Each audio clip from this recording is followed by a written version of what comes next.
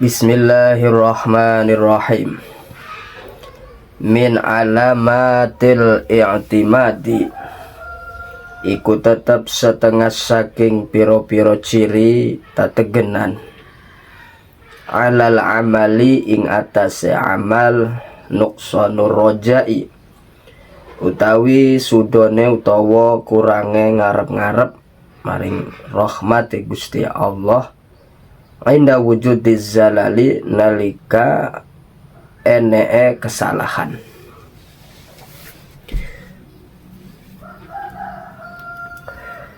Min alamatil i'timadi, kita itu harus mantepnya sama Allah saja, yakinnya sama Allah saja, percayanya sama Allah saja, pasrahnya sama Allah saja, dan bersandarnya sama Allah saja, tidak kepada selain Allah. Jadi setiap hati orang yang beriman, nah itu harusnya begitu. Hatinya itu bisa mantepnya sama Allah saja, yakin, pasrah, percaya, dan bersandarnya hanya kepada Allah saja, tidak kepada selain Allah. Maka orang-orang yang mengejar kesuksesan, apapun itulah, kan begitu. Misal petani ingin menjadi petani yang sukses, pengusaha ingin menjadi pengusaha yang sukses, atau pedagang ingin menjadi pedagang yang sukses, dan lain sebagainya lah, yang sedang mengejar kesuksesan. Nah itu jangan sekali-sekali itu mengandalkan usahanya, mengandalkan kerjaannya. Yang petani jangan mengandalkan taninya, yang jualan jangan mengandalkan jualannya, yang pengusaha jangan mengandalkan usahanya. Akan tetapi yang kita andalkan, yang menjadi tempat sandaran kita demi untuk meraih kesuksesan itu, ya hanya Allah, tidak kepada selain Allah. Nah ini penting sekali. Penting sekali bagi kita, orang-orang yang beriman, yang sedang mengejar kesuksesan. Jangan kemudian kita itu mengejar kesuksesan, kita bersandar dengan pekerjaan kita, dengan usaha kita, jangan. Akan tetapi kita bersandarnya, berharapnya, berpegangannya hanya kepada Allah. Nah, jadi bukan kita itu mau sukses itu kemudian tidak boleh usaha, tidak. Usaha itu perlu, kerja itu penting demi menggapai kesuksesan. Nah cuma hati kita itu kita bisa mengkondisikannya, dalam arti kita itu hanya berpegangnya sama Allah, bersandarnya sama Allah, bukan dengan pekerjaan dohiriyah kita. Nah begitupun orang yang mau dekat sama Allah, orang yang mau wusul ilallah, nah itu juga sama.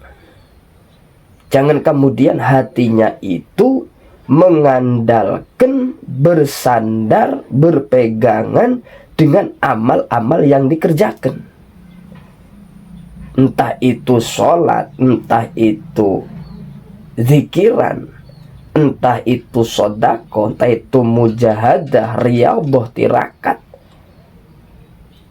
Jadi jangan bersandar dengan semua itu, karena semua itu tidak layak dijadikan sandaran demi kita bisa dekat sama Allah, bisa wusul ilallah. Akan tetapi kita hanya berpijaknya, berpegangannya, bersandarnya sama Allah saja, tidak dengan amal-amal tersebut. Nah, jadi kita itu memang penting, memang harus beramal.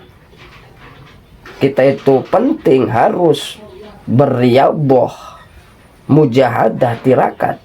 Cuma itu semua jangan dijadikan sandaran demi untuk kita dekat sama Allah, wusul ilallah.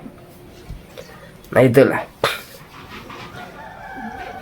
Maka orang-orang arif billah itu yang mentauhidkan Allah, nah mereka itu senantiasa gandulanya, bersandarnya, berharapnya itu sama Allah saja. Beda dengan orang-orang yang tidak kenal Allah, orang-orang yang ghaflah, lupa kepada Allah. Mereka mengandalkan selain Allah, seperti mengandalkan amalnya, usahanya.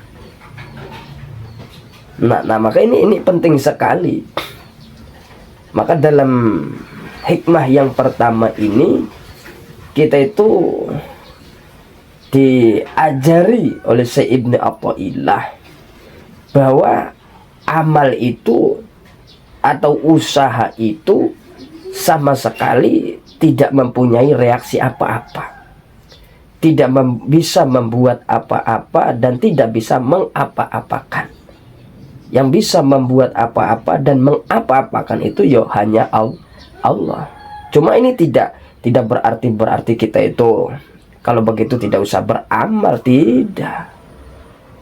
Artinya beramal itu harus, bekerja itu penting. Cuma itu jangan dijadikan tempat sandaran kita, tempat untuk berpegangan kita, jangan. Jadi kalau mau bersandar ya sama Allah saja, karena Allah lah yang mempunyai kekuasaan. Karena Allah lah yang bisa mengapa-apakan segala sesuatu. Lah kita bisa dekat sama Allah ya karena didekatkan sama Allah. Kita bisa wusul sama Allah ya karena diwusulkan sama Allah. Nah itu penting sekali.